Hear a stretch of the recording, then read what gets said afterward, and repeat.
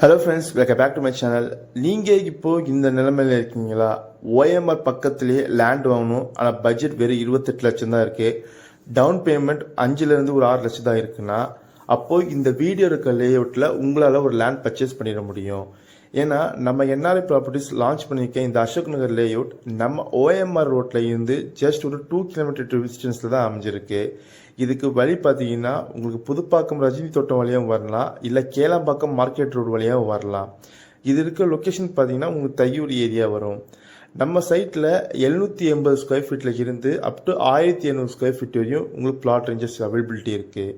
இங்கே per square feet rate பார்த்தீங்கன்னா 3500 per square ஃபீட்டுங்க. அப்படி பார்த்தீங்கன்னா உங்ககிட்ட ஒரு 27 லட்சம் இருந்தால் போதும், இங்கே ஒரு லேண்ட் புக் பண்ணிடலாம்.